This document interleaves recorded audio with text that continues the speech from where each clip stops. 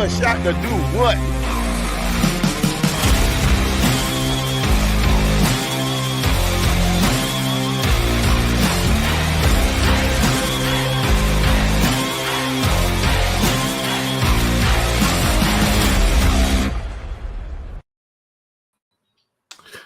Dwayne Marcus is back with us here again, so we appreciate his efforts at marcus.talks.sports on the Instagram, or search Marcus Talk Sports on the Googles.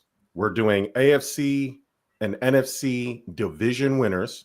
We are doing the Dallas Cowboys soap opera. If it couldn't get any worse, Jerry is somehow making it worse. Caleb Williams versus Jayden Daniels, year 2. What's more likely? A sophomore slump or a step up, and which quarterback is kind of under the most pressure to perform? And do we really need more international football games? We'll answer all that and more next.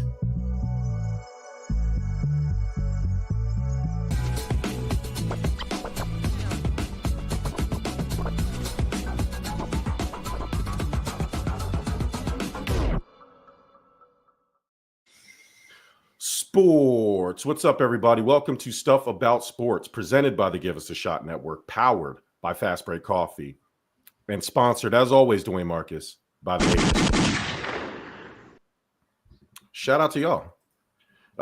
Like I said in the open, big pod today. We got NFL to go through, some of the offseason storylines, AFC, NFC division winners, trying to figure all that stuff out. But like I said, Dwayne Marcus at marcus.talks.sports on Instagram, or just search Marcus Talk Sports in Google, and you will find him.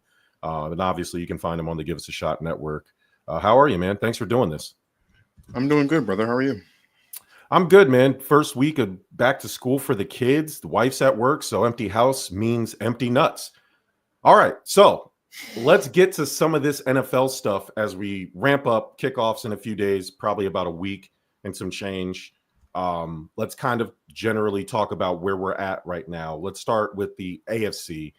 I think it's a little bit more cut and dry. I don't know if you feel the same way I do. I think it's a little bit more cut and dry in terms of the division winners. But the easiest one, I guess, is to start with is the AFC East, right? It's got to be the Buffalo Bills. I get some other teams have started to make moves. Like I like what the Pats did, starting with Mike Vrabel, but in helping, I think they drafted the right quarterback. I like Drake May. But it's still like when you look at that division, the Patriots, until we see them on the field, it's kind of hard to see what they're going to do. But it's got to be the Bills. Kind of easy for me. Yeah, no, I would agree. I do think the Patriots are clearly the second best team in the division, though. But the Bills are going to win the division again. Yeah, the problem with the Jets and the Dolphins are there's always I don't know what their culture is. I know what the Patriot culture is. I know what Mike Vrabel's about. We've seen it. He obviously played for the Patriots. And then we saw what he did with Tennessee. So we know what that culture is going to be about. And obviously Buffalo, probably one of the best cultures in all of football right now. Sean McDermott, the one thing he is good at is building a culture. He's not good at beating the Chiefs in the playoffs, but he's good at building like a team that you kind of want to play for. So shout out to him. It seems like he's gotten all worked out over there. So let's slide on. And then the other easy one would be the AFC West. Again, there's a lot to like about San Diego, LA, the Chargers, the playoff contenders. I think the Broncos obviously are the playoff contenders. I like Bo Nix. I like the fit with Sean Payton. I think that's going to work out great. However, just like the Bills, until somebody can come in and show me otherwise, it's the Chiefs division kind of to lose. Yeah, I do agree. The Chiefs are going to win the division. I think the Broncos, though, are more suited to dethrone the Chiefs than the Chargers are. We've been saying the Chargers are going to dethrone the Chiefs for the last 3 or 4 years now, and it just doesn't happen, right? I don't know what it is with the Chargers. They come in with a bunch of hype, and it just doesn't happen. I think the Broncos, continuity on defense, continuity on offense. I think Bo Nix is going to have a really solid second year. I like what they have. I think if the Chiefs were to not win the division, it would be because the Broncos do. But I do agree with you that the Chiefs are going to win the division for sure. Jeremy Shaw says, don't forget, Buffalo is also inspired the now infamous sex toy throwing onto the field play. Yeah, dildo throwing. Who knew that it would take the sports world by storm? Buffalo started. Don't forget where it started. Don't forget where you came from. All right. Nobody was throwing dildos like the Buffalo Bills. It's just infiltrating WNBA and all types of places. I don't know how they're going to get them in now. If I'm a Raiders fan, I'm optimistic. I'm not really feeling the Jacoby Myers stuff.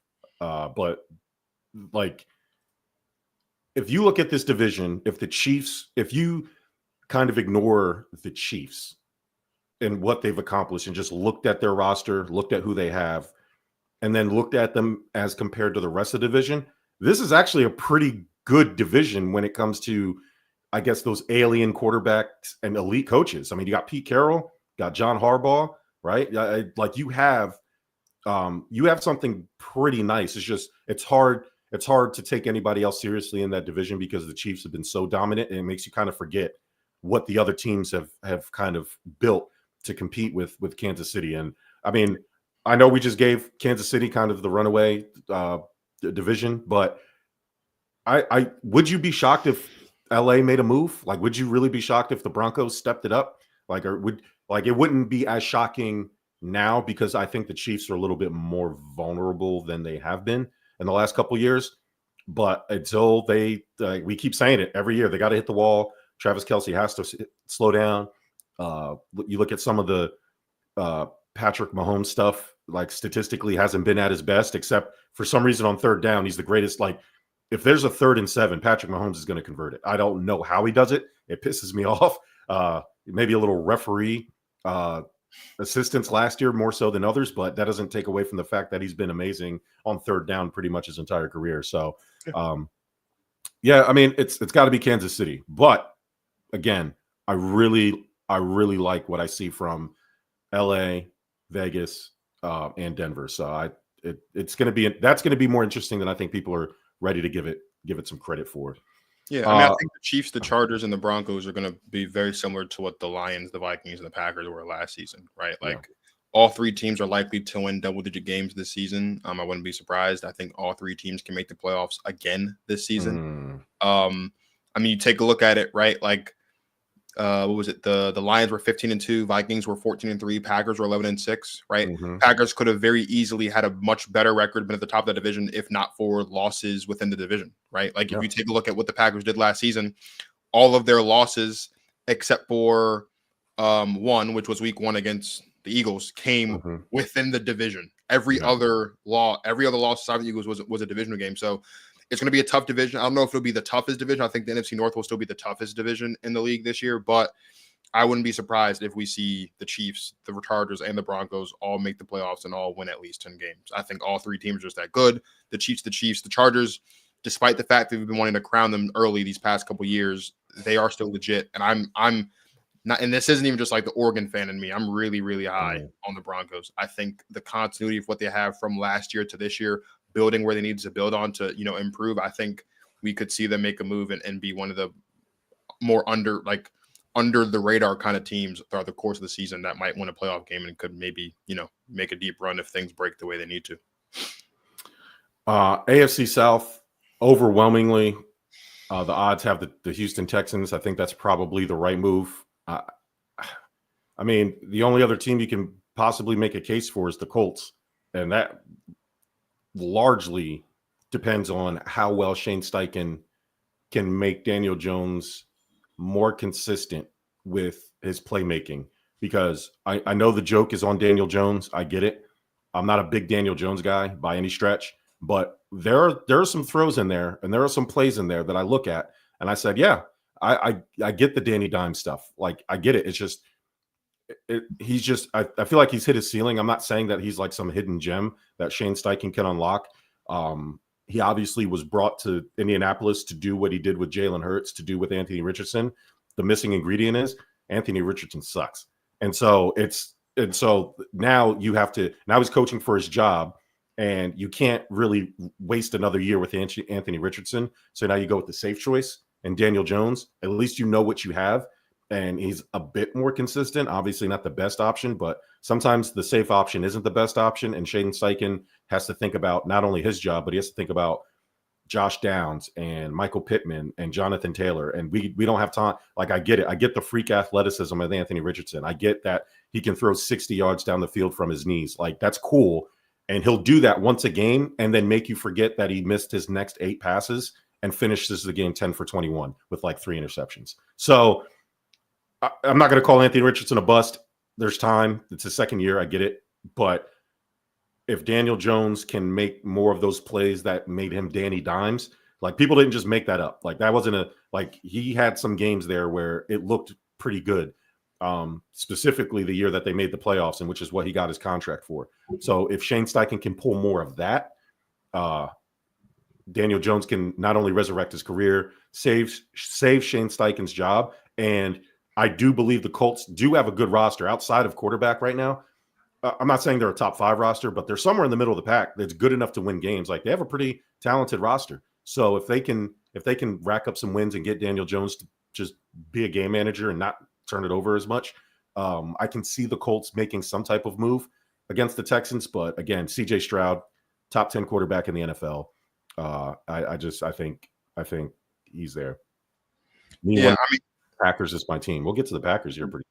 As they should be. I do agree the Texans are going to win the division. I actually think, though, that the Jaguars are probably more in a better position to probably knock them off than the Colts, just because Trevor Lawrence now has Brian Thomas Jr. and Travis Hunter to throw the football to. Now, I have been on record plenty of times saying, as big of a fan as I am of Travis Hunter, I do think at some point it will be in the Jaguars' best interest to have him pick one or the other between wide receiver and cornerback. Not because I don't think he can do it, because I think he absolutely is capable of doing so.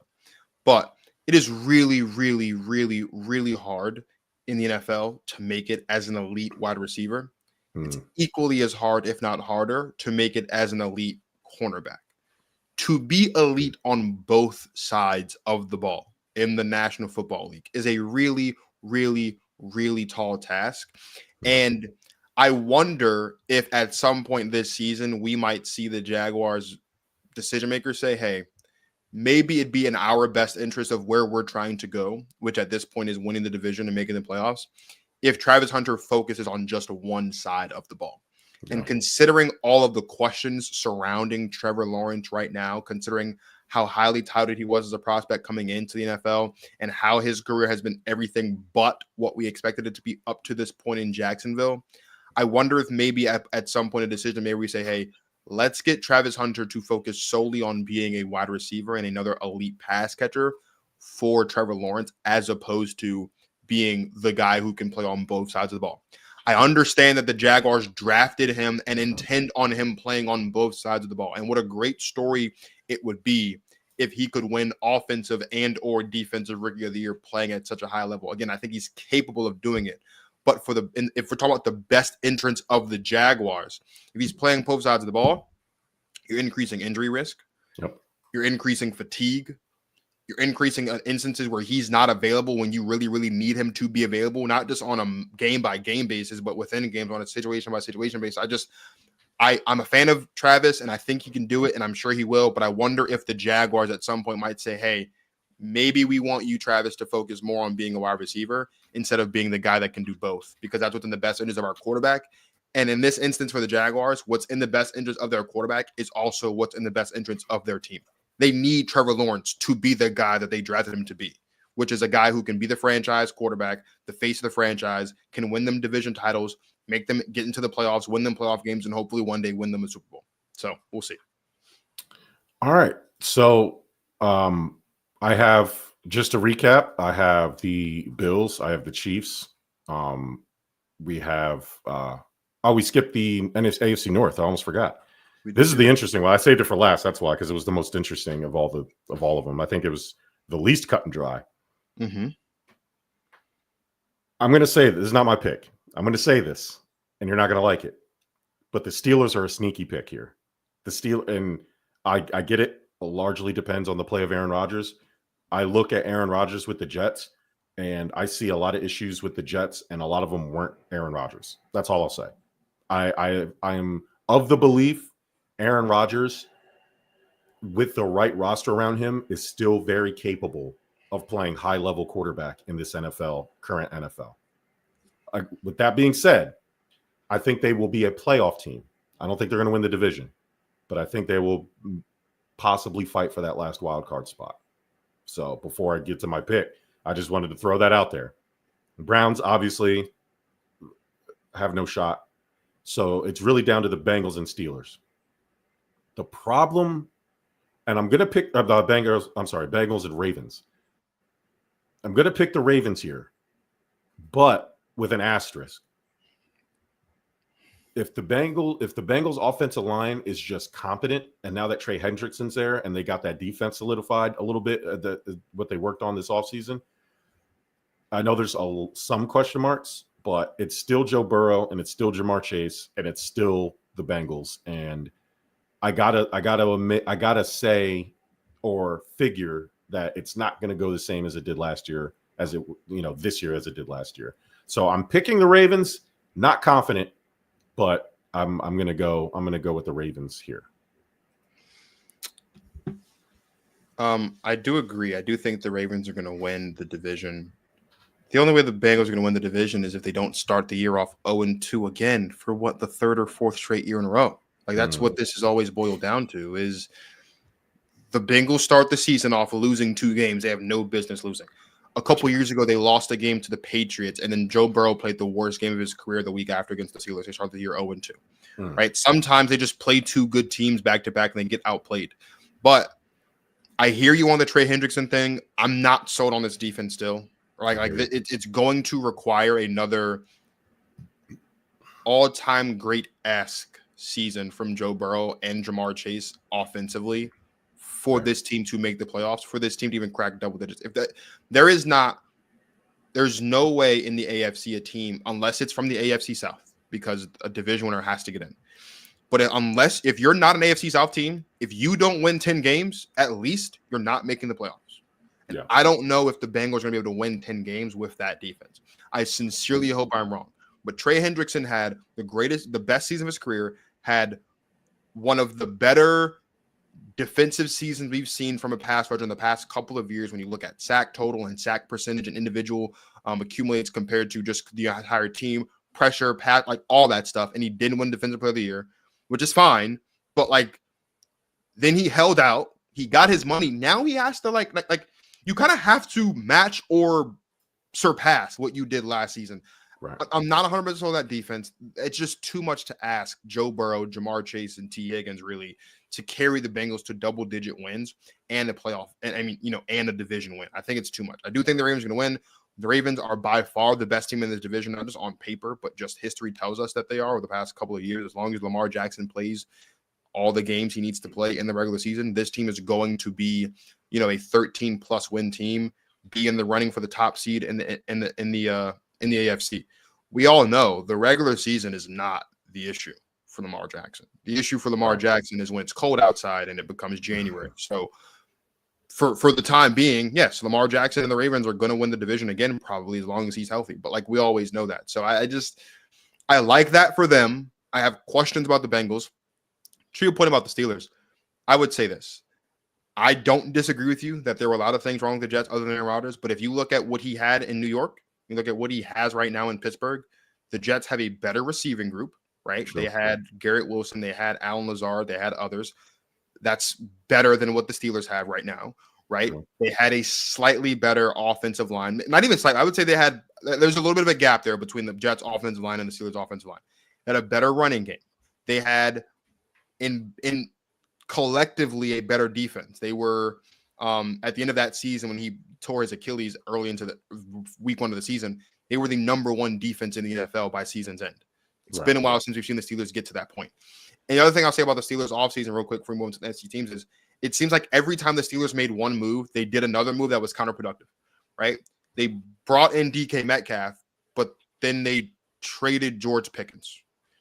They re-signed TJ Watt, but a couple days before that, they sent Minka Fitzpatrick back to Miami.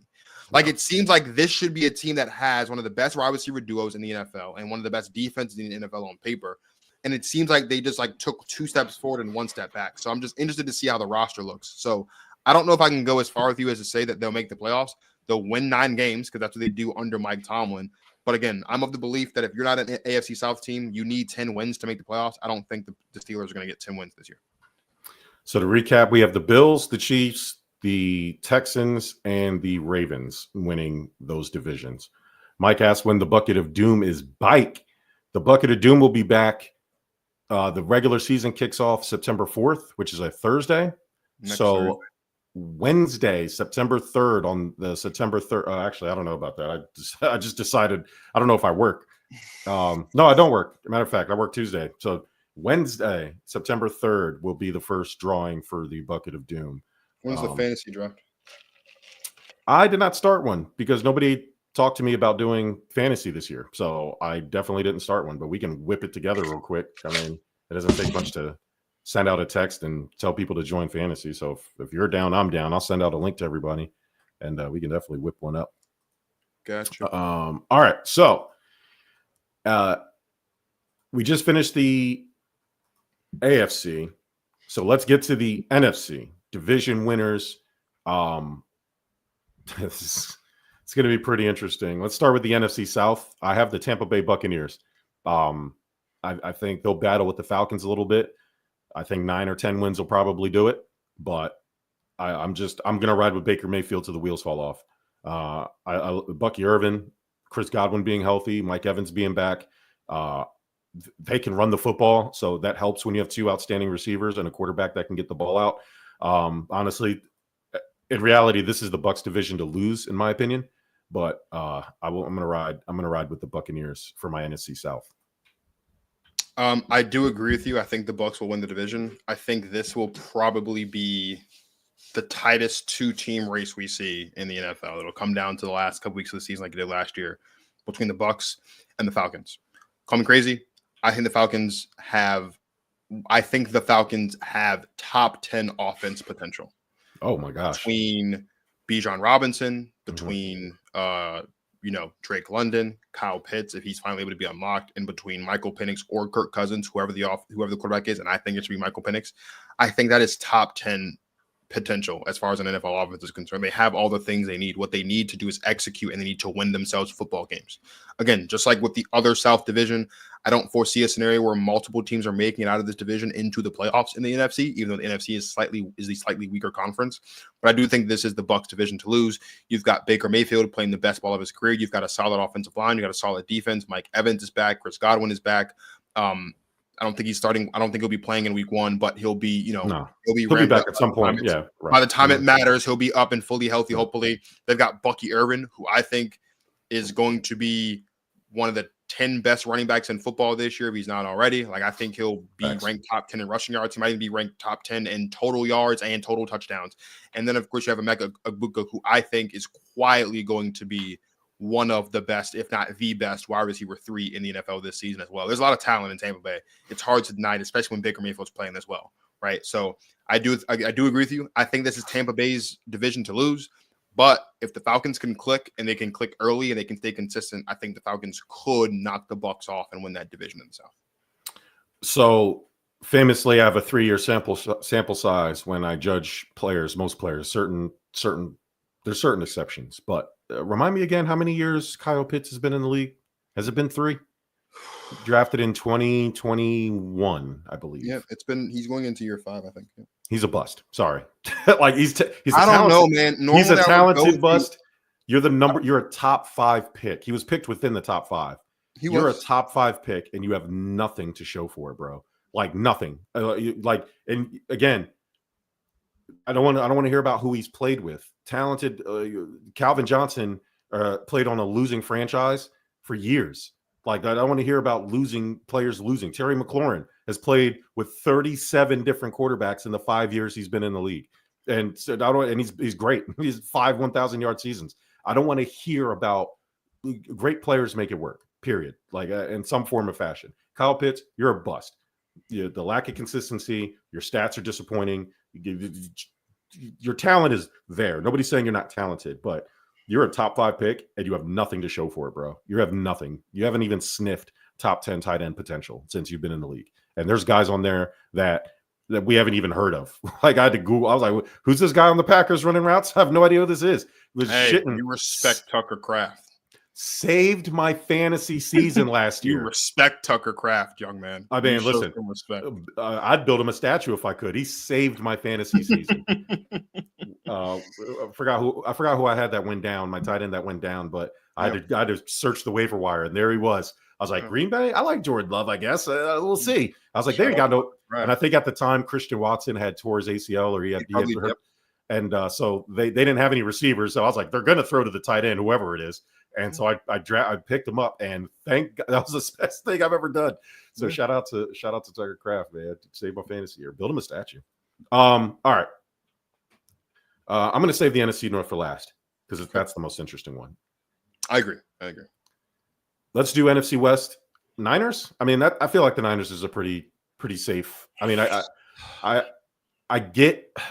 just don't know what I'm getting from Sam Darnold. It's hard to trust that Seahawks team. It's hard to trust. Like I want to throw the Rams in there. It's just I can't trust Puka to stay healthy. Like Cooper Kupp's no longer there. Like I don't know what's going on for the Rams. I like Matt Stafford. I think if anybody can make it happen with scraps, it's Matt Stafford. But again, he's aging, and I don't know what to make of it. So I landed safely with the Niners. I could be wrong. It's probably a toss-up if I'm being really honest with myself. But yeah, I'm gonna go with the Rams. If Stafford's healthy, or the Niners, but if Stafford's healthy, he can make it interesting for sure. I think this division is between the Seahawks and the Rams. I'm going to give the edge to the Seahawks now because I feel better about what they have going into the season. Right? I think there are a little bit of questions about where we're at with Los Angeles, just because I think last I checked, Matt Stafford's health. I know he's healthy. But what's going on with him is still kind of in limbo. Yeah. I wouldn't be surprised if the Rams win the division, but I would say the Seahawks are going to win it right now. I mean, we're talking about a guy in Sam Darnold who's coming off the best season of his career in Minnesota, bet on himself, and got paid by the Seattle Seahawks. Not like a whole lot, but he did get paid by the Seattle Seahawks after they traded for him. So you got to look at that. I like the wide receiver tandem of Charbonnet and Walker. I know there's no DK Metcalf. I know there's no Tyler Lockett, but I think this season is going to be prime for JSN to rack up 1,500 or more yards this season. I think he's going to have a really good season, and I believe in that defense. The Rams, you know how I feel about Kyle Shanahan. You know how I feel about the Rams. Like, I don't want to have to beat a dead horse. I also want to figure out what on God's green earth is going on with Christian McCaffrey. Yeah. Because I do not believe that the Rams are going to win a division without Christian McCaffrey being healthy and available for all 17 weeks, or at least most of the 17 weeks of the season or the 17 games of the season they need to play.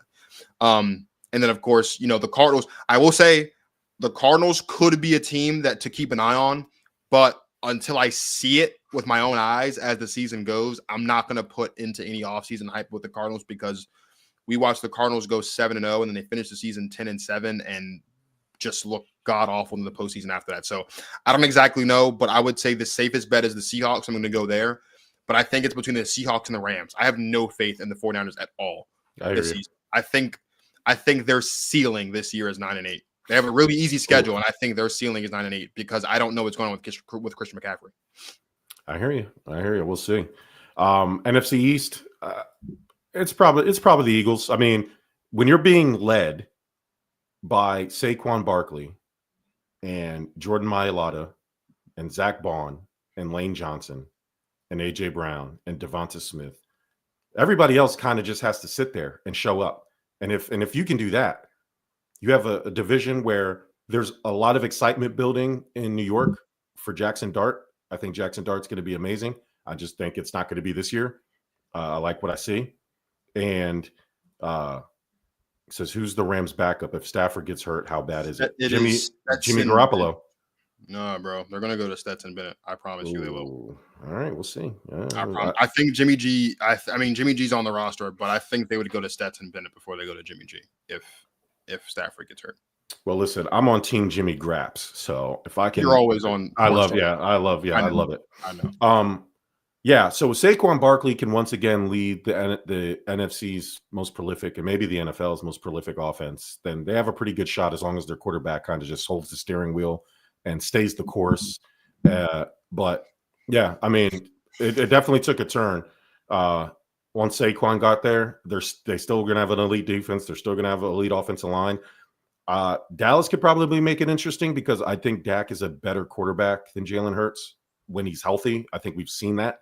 I don't know what Dak's going to look like, so it's hard to put them as winning the division. In Washington, I listen. The problem is I trust Jayden Daniels and I trust the offense, specifically now that Terry's locked up. I don't trust the defense still.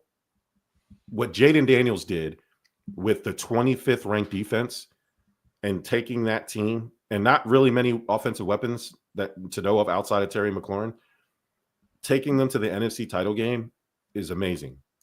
Is that something that can be duplicated? Probably not. A lot of things went his way. There were some injuries to some other NFC teams. There was a lot of things happening. It would be unfair to put that on Jayden Daniels again. But if I had to look at the completeness of each team, the Eagles have less holes than any other team. So I think that's why they're going to win the division.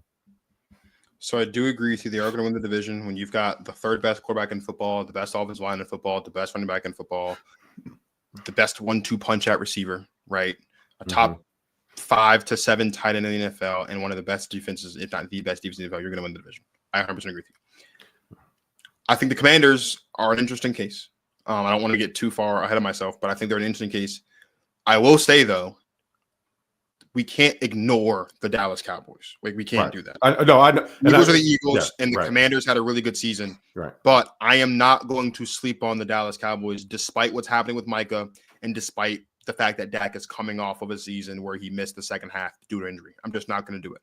I know that a hamstring injury is nothing to play around with, but the last time Dak Prescott played a full season after an injury, he finished top 2. He finished runner-up in MVP voting in 2022 after he got hurt in 2022. So call me crazy. Dak Prescott, I think, will be a top 10 quarterback in the NFL this year.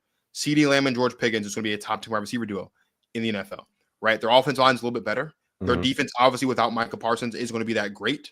But assuming they can keep Micah Parsons, their defense is going to be one of the better defenses in the NFL, I think. Their biggest weakness is the run game. And honestly, if Dak Prescott is playing at the caliber that he was playing in 2023, having Javonte Williams and whoever else they have in the backfield really isn't going to be that big of a deal because they're capable of doing what they need to do to make sure that the game can stay as balanced as possible as far as the offensive attack is concerned. So I think the Eagles are going to win it. And I think the Commanders are most likely to knock them off, but I am not going to sleep on the Dallas Cowboys because we can get halfway through the season and you look up and the Cowboys are on a roll because it's happened before. Not saying the Cowboys are going to win a playoff game, make the conference championship, or go to the Super Bowl. I'm not saying all that, but I'm seeing a lot of people just completely write off the Cowboys. One, because they're the Cowboys, and two, because of what Jayden Daniels and the Commanders did last season. I'm telling you guys now, don't do that. Please don't do that. Don't live in the past. Live in the right now. And the right now tells me that the Dallas Cowboys can win 10-plus football games and be competitive in the NFC East. Serge says Commanders looking nice this year. The Debo signing is the cherry on top with Louisville too. Yeah, the issue to me isn't the Commanders' offense. I think the Commanders' offense is going to be great. It's the defense, and that's why I can't put them above teams that I believe have better defenses than them. It's my only question mark for Washington. I expect Washington to make the playoffs at the very least, but to ask them to take it to the only thing you can go is the Super Bowl because they were in the NFC title game, so it's hard. I'm not going to say if they don't make it back to the NFC title game, it's going to be like a losing season, but I fully expect them to make the playoffs at the very least. NFC, where did we do? We did the South, we did the East, we did the West. Now it's the NFC North. Yeah. There will be a point, Dwayne Marcus, right around week 4, possibly week 5, where we will see Justin Jefferson, Jordan Addison, Adam Thielen, TJ Hawkinson, and Aaron Jones all line up around JJ Breeze McCarthy with a stacked O-line. And that's why the Minnesota Vikings are going to win the NFC North. I hear you. I can't say the Vikings are going to win the North. Only because I haven't seen JJ McCarthy play football at this level. That's the only reason. Yeah. I think the Vikings are going to be second for sure. I think the Packers are going to win the division. Shocker. And I'm not just saying that because I'm a fan. I think if you start with the Bears, I think the Bears have a chance to get at least 7 to 9 wins this season. It's not going to be enough to win this division, I don't think. The Lions lost both their coordinators. Yeah. They have a lot of stuff going on. Yeah. As far as just changing and continuity and things of that nature. And unlike last season, where Jared Goff played 14 games indoors, that will not be the case for Jared Goff this season. And we know Jared Goff is not an outdoor guy. When Jared Goff is put into the elements, he is not the same quarterback. And so I just question whether or not the Lions are going to be able to maintain that same level of excellence, so to speak, that they've gotten over the past couple of years. I think the Vikings, between the Vikings and the Lions, are more likely to win the division. But again, I got to see what J.J. McCarthy looks like. If J.J. McCarthy can be the quintessential game manager and continue to, get better as the years go on, I agree with you. I think the Vikings can win the division, and I think they might run away with it because when you have Justin Jefferson and Jordan Addison, now you're bringing Adam Thielen to the fold. You have T.J. Hawkinson and a really good offensive line. Oh, and you're handing the ball off to Aaron Jones. I said about the Falcons. I'll say it about them too. That's top 10 offense potential. Yeah. But the reason why I think the Packers can and will win the division is twofold. Number one, we finally have a wide receiver one in Matthew Golden. And Jayden Reed, who has been our wide receiver one so far, I think will start the year as wide receiver one. But I think eventually once Matthew Golden gets his footing, it will be him. More importantly, I think Josh Jacobs is going to have an even better year this year than he did last year. I think Josh Jacobs might knock on the door of 2,000 total scrimmage yards, and I think he might knock on the door of 20 total touchdowns because we're going to have to go to him early and often. I like this offensive line. I think Xavier McKinney is going to cement himself as the best safety in football this year after a great year in 2024. I think Nate Hobbs, there's a lot of Packers fans who didn't like the acquisition of Nate Hobbs.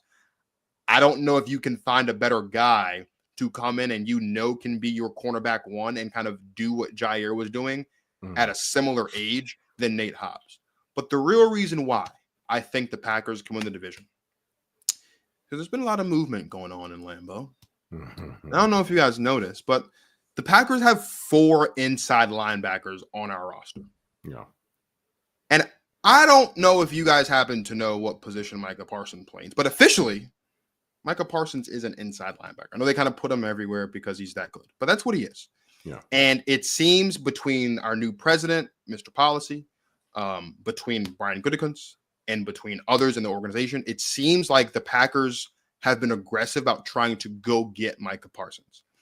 And I think the most realistic trade package would be Lucas Van Ness, Devondre Wyatt, and a bevy of picks to go get a guy of that caliber. If the Packers can pull that off, I think that cements them as the NFC North champions. So much so that I'm going to advise every Packers fan to do something that is against our religion as Packers fans. On September 4th, next Thursday, when the Cowboys are playing the Eagles, every single Packers fan needs to root for the Cowboys to win. Because if the Eagles win that game and they dominate the Cowboys, Jerry Jones is going to come to his senses and pay Micah Parsons whatever it takes to get him to put that helmet back on and put that uniform back on. But if the Cowboys go into Philly, the first game of the season, and they beat the Philadelphia Eagles and the defense holds their own, Jerry Jones is going to rest on his laurels and he's going to say, "Oh, we can go another week." And he's going to keep doing it. And the longer the Cowboys can go without playing with Micah Parsons and the more competent they can look, the better I think the chances are that Micah Parsons ends up outside of Dallas. Now, I don't disagree with you, David Burns. The Eagles are going to win that game. I'm not saying the Cowboys are going to win. I agree with you. I actually put money on it today that the Eagles are going to win that game. I'm just saying, as Packers fans, our best chance of seeing Micah Parsons in Lambeau is if the Cowboys win that game. Because then Jerry Jones is going to start feeling like he doesn't need them. You guys remember, Emmitt Smith, fresh off of back-to-back rushing titles, I believe it was, and winning a Super Bowl, needed a contract. Jerry Jones didn't pay him. Then the Cowboys started the season 0-2. Jerry Jones pulled out the checkbook. Mm-hmm. So all I'm saying is, if Packers fans are serious about wanting to see Micah in Green Bay, they need history to not repeat itself. They need the Cowboys to win in Philly so that Jerry Jones can consider moving off of Micah. Because I think right now Jerry Jones is still pretty dead set on not moving off of Micah. But if they beat the Eagles, the defending Super Bowl champions, on the road to start the season, and they can string another win or so together, and history is opposite of what it was with Emmitt Smith, I think that makes the possibility much more likely. So I'm not saying it's going to happen. I'm just saying if the possibility were to truly become reality, that is what it would take. Again, David, I don't disagree with you. I think with or without Micah, the Eagles are going to boat race the Dallas Cowboys. I think they're just that good. I think they're just that much better than them. I really, really do. But if we're talking about just thinking about all of that we've been hearing about whether or not the Packers can land Micah Parsons, Dallas winning in Philly would be one step in the right direction for the Packers. That's all I'm saying. Can't wait for that Adam Schefter, Micah Parsons has been traded to the Buffalo Bills tweet. That's gosh. That's what I'm waiting for. Awesome. David brought up Micah needing to go with his Chicago Bears. And what I'll say is, the Bears need all the help they can get. I mean, they don't have a quarterback, so to speak, not yet. Quarterback's out there painting his nails and crying and wearing his socks wearing his socks wrong and just being just awful. Like just being not being a franchise quarterback. It's crazy. It says, remember when it's the Cowboys and resigns for kickoff. Yeah, probably. So we have Jayden Daniels and we have Caleb Williams going in the same draft. Who was going to be number one? I think it was fair to say that Caleb was always going to be the number one pick. There was a little bit of noise there for a minute with Jayden Daniels, if he should have been the pick coming. So now we're in year two. We've seen enough tape of both of them. Mm-hmm. Who to you has more to prove this season? Caleb Williams after a shaky rookie season, or Jayden Daniels avoiding a sophomore slump after having basically the greatest rookie quarterback season we've ever seen? So you're asking who's under more pressure? Yeah. Like who's under more pressure to kind of? Is that the right way to ask it? Jayden Daniels is under more pressure, and I would say that Jayden Daniels is. I don't know if there are many quarterbacks in the NFL under more pressure than Jayden Daniels. I don't think. You look at what Caleb Williams. I think the reason why we look at Caleb Williams' rookie season the way that we do is because they lost all those games in a row that they did. But if you think about all those games they lost in a row, they lost them like the last play of the game or something like that. Mm-hmm. Like there was a stretch there where they were they won 8 games last year, or they won 4 games last year. Yeah, they could have easily been an 8 to 10 win team just last season with how Caleb Williams played. I think Caleb Williams will be better this year. I think the Bears have done a good job of surrounding Caleb Williams with talent and, infrastructure to support him. This is the first time, I would say, in a very long time. I can't think of the exact year, but it's been a really long time since you look at the Chicago Bears and there's a guy on the offense side of the ball calling the plays from the sideline who has an offensive background with a young guy, right? They gave Justin Fields Matt Nagy. They gave Mitch Trubisky. I don't even know who they gave Mitch Trubisky. I think he also had Matt Nagy, actually. It wasn't good. You got a guy in Caleb Williams now working with an offensive guy, and I think that bodes well for Caleb Williams. But also, too, I remember the Bears have been one of the worst teams in the NFL the past couple seasons. So all we're looking for Caleb Williams to do really is do exactly what he did last season, but this time with a little bit more talent and it equate to more wins. That's all you need. Just improve the win total.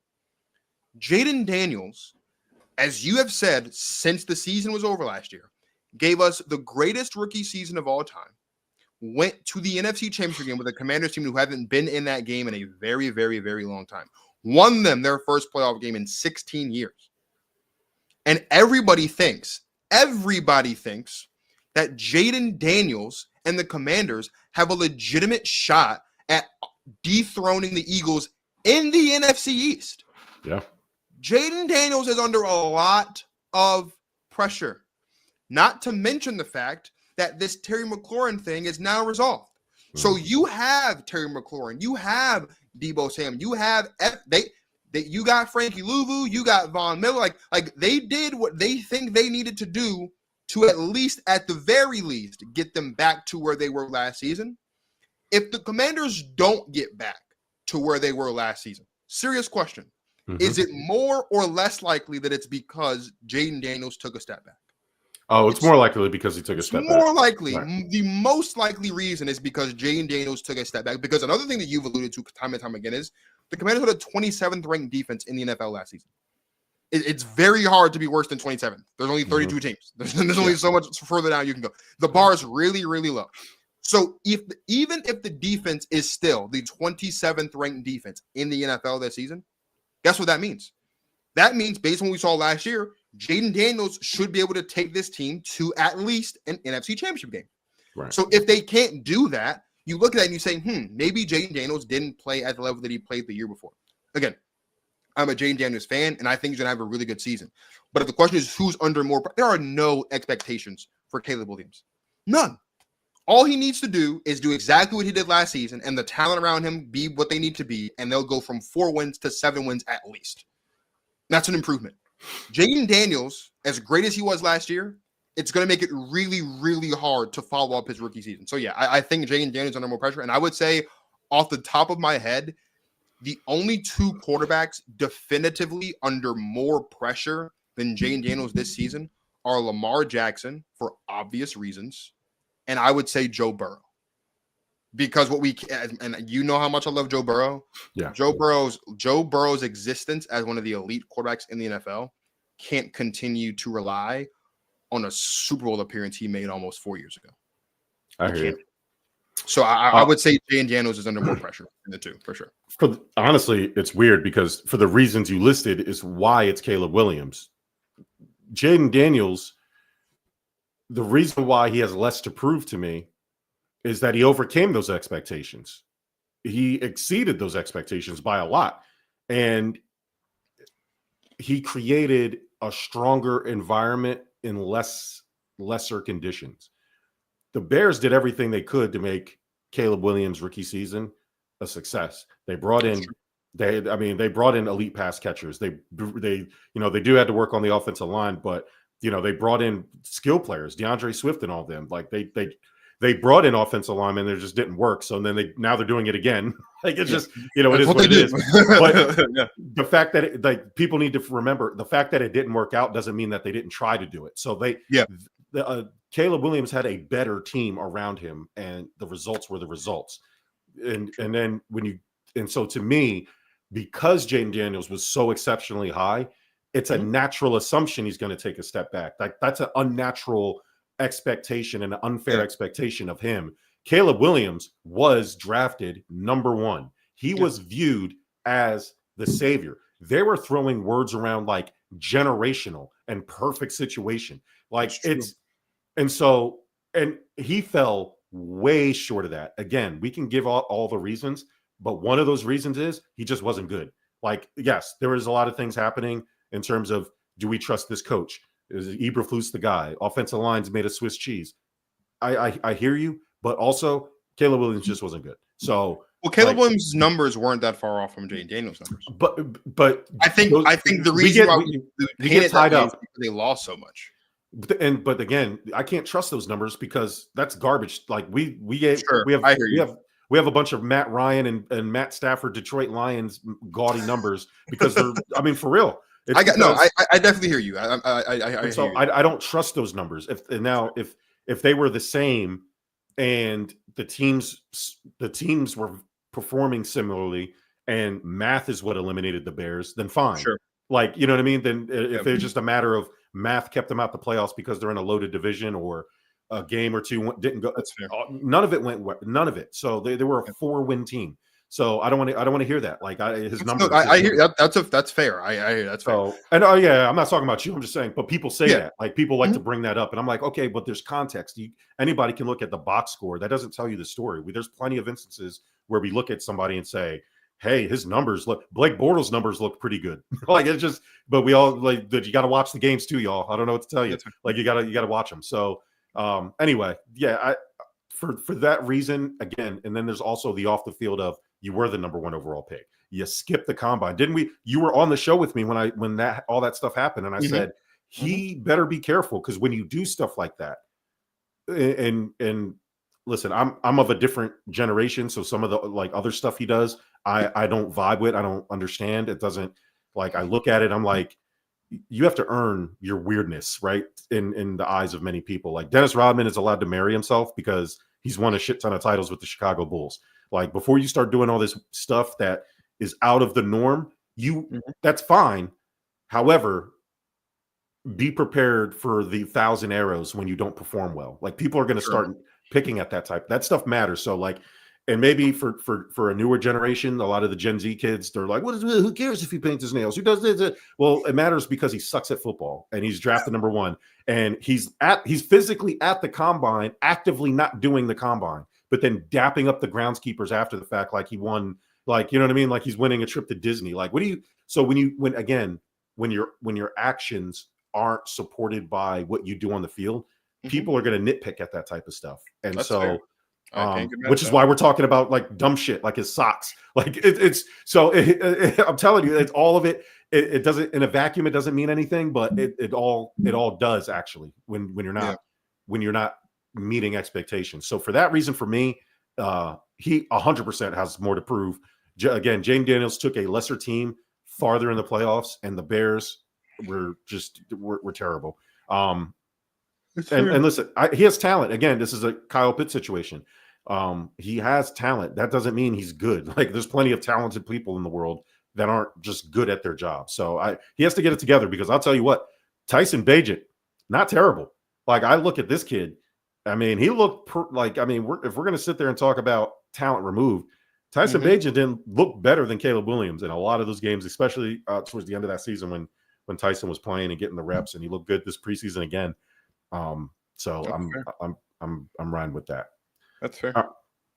Let's do it over to Dallas. Micah Parsons, Jerry Jones, the saga continues. Bad boy for life.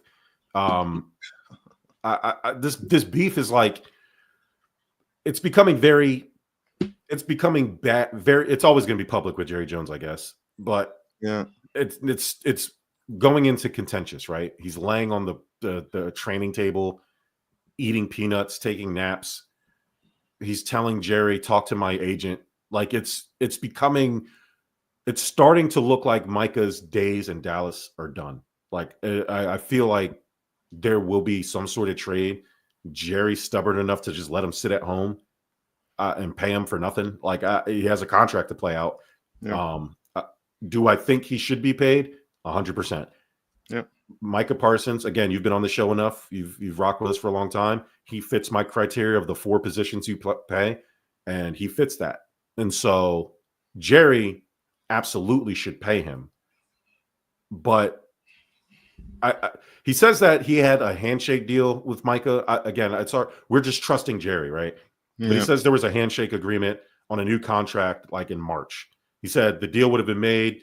The deal would have made Micah the highest paid non-quarterback in the NFL in terms of non-guaranteed money. And we're in the day and age where these players want guarantees matter. Yep. The guarantees matter.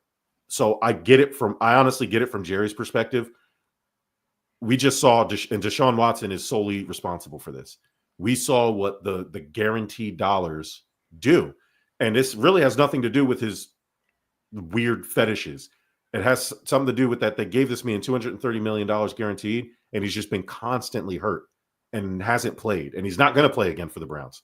And they honestly should just buy him out. I don't know what they're waiting for, but it's things like that is why owners are terrified of the guaranteed money. They much rather do the incentive bonus. But on the players, then you get the things where the coaches aren't playing you all the time. Like at the end of the year, they start pulling you from plays so you don't hit your percentage plays and all the other things that kind of kick in with these incentives. So this is, again, one of those situations where I do understand both sides. The problem for Micah Parsons is you're under contract and it's Jerry's checkbook. And if you don't like it, then leave. Like, you know what I mean? Go to another team. But to handle it the way he's handling it, I don't know if I'm fully on board, even though I support his position. I mean, look, bro, we've seen this movie before. Like I said, back in the 90s, Cowboys won the Super Bowl. Emmitt Smith was, I believe, Offensive Rookie of the Year his rookie year. He followed up with 2 straight rushing titles and won a championship. Time to pay Emmitt Smith. Jerry says no. Okay, start the season 0-2. All of a sudden, Emmitt Smith gets paid. Welcome back to the team. Jerry does this. Jerry should pay Micah Parsons, and Jerry should pay Micah Parsons because Jerry Jones wants to win a championship. Yeah. And no matter what you think about the Dallas Cowboys, we can all agree. Love them, hate them, don't like them, whatever. The Dallas Cowboys are not even playing in the Super Bowl without Micah Parsons, let alone winning one. He's the second best, if not the best player on the team. He's at worst the second best player on the team. Dak's better. Right. It's Dak, it's Micah, it's CD. You're not winning a championship without your second best player. You're not winning a championship without your best defensive player. This is a guy who has been a Pro Bowler every season of his career. This is a guy who has over 40 sacks. He's been an All-Pro. He's been top 3 in Defensive Player of the Year voting twice. You pay this man. Yeah. And to be completely honest with you, if this were just a situation where like Micah wants to be paid and Jerry's saying no, so now Micah's acting out, that'd be different. But this isn't just that. Because before all this, before Jerry Jones even said what he said, Stephen Jones said that Micah Parsons needs to play like he wants to be extended. Yeah. A guy of that resume needs to play like he wants to be extended. Has his tenure with Dallas not been proof enough that he wants to be extended? How many players, not even at his position, how many players just in general have a resume of that caliber where they can say they've been a Pro Bowler every year that they've been in the league, where they can say they've been an All-Pro, where they can say they finished top 3 in whatever their major award category would be? Not many people can say that. When we're talking about who the Defensive Player of the Year is going to be, Micah Parsons' name, TJ Watt's name, Myles Garrett's name. Those are usually the 3. Maybe you'll get Max Crosby in there. Maybe we're going to start hearing some Trey Hendrickson conversation after the season he had. But those are usually the 3. If you're asking who the best – I'm sorry, Nick Bosa as well. I apologize. Yeah. If you're asking who the best pass rushers are in the NFL, Micah Parsons' name is coming up in those conversations. And Jerry knows this. And so, again, like I said earlier with the Packers thing, I think Jerry Jones is banking on, hoping for the Cowboys to win some games so that Micah can see that Jerry is fine playing and winning without him. But I think Jerry is just going to be repeating what happened with Emmitt Smith. The Cowboys are going to drop games.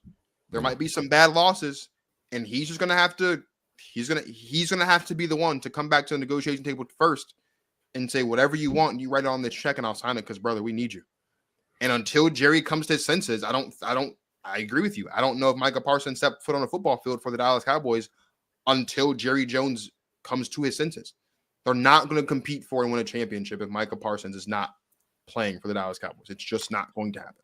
This isn't the first time the Cowboys have done this. More recently, they did this with Dak, right? Like twice. They franchise tagged him twice. Jerry said he's not scared to do that. Though, like once you start getting into like salary cap, not salary cap, franchise tags, you start kind of hamstringing your salary cap a little bit. So you got to be careful. But Jerry Jones is stubborn enough, and he has more money than God. So I doubt he cares. I really do. Jerry. I don't have to doubt he cares. I know he doesn't care. He doesn't care. He wants to win, and I'm not saying like figuratively. I'm saying literally. Like he wants to win this fight with Micah Parsons, and he'll punish him. Like he definitely is one of those old school plantation. The inmates don't run the asylum type owners. And, absolutely. So he's not going to let Micah bully him. He doesn't care how many peanuts he eats at the training table and how many naps he takes during his hold in. I hate that fucking term, hold in. Like the guys aren't playing. Like I just go home. If you're like this, it was pissing me off with James Cook doing it for Buffalo. Like go home. Like if you don't want to be here, you think you're Saquon Barkley or somebody. Like I'm glad they got it done and it's cool, but we're trying to win a Super Bowl here. Like we're close. We don't have time for your nonsense. Like you have 2 years left on your deal. Go home somewhere. Like it sucks. David says NFL suspends Kansas City Rashee Rice for involvement in a car crash. Well, it sounds like Rashee Rice probably should get an Uber. Like all these players doing. I don't feel bad for any rich NFL player getting in trouble with the law. Like I don't feel bad for anyone rich getting in trouble with the law. Yeah, but I'm saying like they're like, oh, he's a young guy. I'm like, yeah, but he got fucking wasted and drove 130 miles, and now he's Henry Ruggs in jail. Like, no, go get an Uber like the rest of Plaxico Burress bringing a gun to a club in New Jersey. Get a security guard, you dumb fuck. You would have been playing. I mean, you could have get on my nerves. Like, think about Plaxico Burress randomly. It pisses me off. Plaxico pisses me off. But last thing here, NFL has a record 7 international games this year. I, Yeah. I mean, I get it, man. You're trying to grow the game and you want to expand your global footprint. The Yep. problem that I don't like what it is like it's too late for you, NFL. You've tried it. We've had NFL Europe. I don't know if that's a little bit before your time, Dwayne Marcus, but basketball and soccer or football have already cornered the global market. NFL, it feels like they're trying to force their way into that. Yeah. And they look at the 1 or 2 times they would go every year and send our worst teams and see all the sellouts in some of these major stadiums. The reason why they're selling out is because it's an attraction, because it happens infrequently. So the more you do it, the less special it will be, and you won't sell it out. And so I'm not a fan. And then on top of it, you got us paying $1,500 between every fucking streaming app we have to own to watch every game. That's a fact. Like, so you don't think I'm going to be on the dark webs, on the interwebs watching these games? You got me fucked up. And especially now ESPN trying to charge $30 for the all this, like for all the ESPN that I already own. What do you mean? I already have the ESPN Plus app. I got to pay for it again to watch other games. It's unbelievable how much they're tossing aside the American viewer for these international games because they're making a shit ton of money off of it. I'm not mad at anybody making $1, but and then you get into the fact of player safety. You got these players traveling, doing all types of shit. Like they're talking about doing because there's a 17 game schedule with that odd game. Their solution, check this, the solution not to just add the 18th game so it's back to an even home and away schedule. Their solution is to do an international week and every team plays an international game. And that way that gets rid of the disparity between who gets the extra home game or not. I actually think they should do that. And I think they should just revamp the entire schedule. I think we should have a 19-week season. I really do. Yeah. I think, listen, I'm a WWE fan. You know this. Mm-hmm. Yep. And throughout the course of the year, there is a week of time when the WWE does a European tour. And it used to just be off of TV on with live events. Now they're doing it on TV for Raw, SmackDown, and those shows are the best. Yeah. I don't want to say love, but I like America. Yeah. America's a nice country. Our fans suck. They really, really do. Yeah. Our fans are the worst.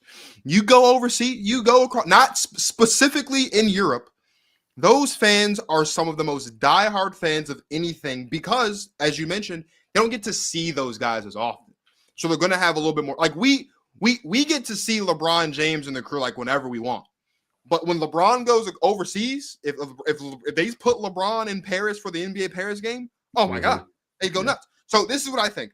I think if we're going to get an international week, I think the schedule needs to just be completely redone. I think we should have a 19-week season. I think there should be 6 weeks in the season that are just divisional weeks. So week 1, week 8, week 19, and 4 other weeks in there should specifically be for divisional games. I think to make bye weeks easy, I don't even know how they pick bye weeks, but it's stupid how they do it. Yeah. Bye weeks should just be picked by division group. So the AFC and NFC North get 1 bye week. The AFC and NFC East get 1. The West divisions get 1. The South divisions get 1. Right? And you do it that way, and you rotate every year who gets which one first. You do the international week, and the week after, no one plays football. Nobody. Yeah. No one plays football after international. And that way, you can have games in London. You can have games in Paris. You can have whatever. But you treat the schedule for that international week the way that you do normally. There's a Sunday game, there's a night game, and a Monday night game. We also need to get rid of Thursday night games. They're dumb. For sure. Yeah. There's no reason why teams are playing on Sunday and then turning around and playing on Thursday. And if you're going to have Thursday night games, then the team who played at home on Sunday, one of the home teams on Sunday, needs to play at home on Thursday. And whoever they play on Thursday should be in their division if you're going to keep Thursday night games. There's no reason why the Seattle Seahawks should have a game on Sunday night in Seattle and then have a game in Miami, Florida on Thursday, while you're also telling that you care about player safety. I think the NFL should just completely redo the schedule. I'm all for International Week, but only if it means that there's a week off the week after. And after International Week, there are no more buys. We just go down the rest. So that means International Week should be like week 15 or whatever. You get a bye. Everyone gets a week off in week 16. 17, 18, 19 is the home stretch. and the rest is the rest. And I think if you're going to commit to an international week, that's what needs to happen. The NFL cannot, in one breath, tell us that they care about player safety, but then in the other breath, have a schedule that is not indicative of that. Teams should, and listen, doing the really crappy thing of letting the Jaguars stay for 2 weeks in London because you kind of want to move the Jaguars to London, don't do that. No. Don't do that. That's dumb. That's also not fair to other teams who have to go to London and then come back, or play in the States, you can go to London and then come back. So yeah, 19-week season. Every team gets 2 bye weeks. There's one international week late in the season, and the week after that, no one plays football. You come back the last week of the season, and it's all into the playoffs. And if that's what the NFL wants to do, I think they should do it that way. That's the only way you're going to get an international week. Like, why are we getting games in Brazil in week 1, and then getting a game in Germany, and then getting a game in London? Like, just, it's dumb, bro. Just make it an anxiety. Because I think about, too, for us Americans, if you're playing a game in London, that's a different time. It's earlier in the day. Yeah, the West Coast guys. Like, the West Coast people got to get up dumber, like 4 a.m. to watch this game. Yeah, like it's, and I get it, right? If you're a European person, like, or on that side of the globe, you're like, it's like, welcome to my world. I got it. But it's like the vast majority of the NFL's fan base is in the States. Yeah. So even though they're trying to cater to European fans by bringing the product over there, they can't alienate 95% of the consumers of the product. They got to figure it out. And if I got to sit here and make a graphic because I didn't explain this well so we can post it on Instagram, I will do that. But yeah, nice. I definitely think the NFL should revamp the schedule if they're going to do this international week thing for sure. Sweet. Hey, man, you got a game ball you want to give out? That's a great question. I don't think so. No, I don't think I have a game ball this week, unfortunately. I'll give out a game ball to Brandon Nimmo of the New York Mets. The New York Mets, we were struggling there for a minute, but yesterday we beat our arch rival, the Phillies, 6-5. Brandon Nimmo had the game tied, bottom of the 9th, bases loaded with no outs. We had 3 consecutive singles from Starling Marte and Pete Alonso and Brett Beatty, and Brandon Nimmo came out and he had the power of the Lord in his bat. He said a prayer and hit a walk-off single off of Johan Duran on the Phillies, and that was all she wrote. I mean, this seems to be the start of the Mets getting back on track, so I'm very grateful for Brandon Nimmo and all of my New York Mets. I will be in Philadelphia September 11th for the Mets-Phillies game. We're doing us with iHeart and Fox Sports and the Divide and all them. We're going to be doing something special pregame for the Mets-Phillies September 11th game. I don't know if we're going to the game, but we'll probably just be at the bar down the street. But we're definitely going to be at Xfinity Live or somewhere around those parts, taking it in with the fans. So all you Jalen Hurts, all of in my comments, Jalen Hurts, Jalen Hurts, come see me. I'm not scared of the smoke. You feel me? I'll be there with my fuck Jalen Hurts t-shirt. I don't care. Yeah, come find me. I don't duck nobody. I don't talk tough on the internet. The shit I say on the internet is the shit I say in real life, for real. So you'll know where I'll be. Mets, Phillies. Unfortunately, I can tell you. Unfortunately, he is telling the truth.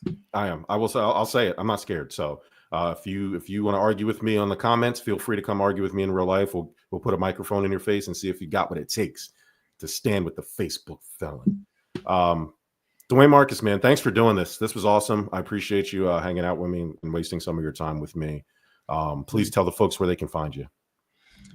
Marcus.talks.sports. Just type Marcus Talk Sports into the Google machines that we have. It's 2025. If you can't find me, you're just not looking hard enough.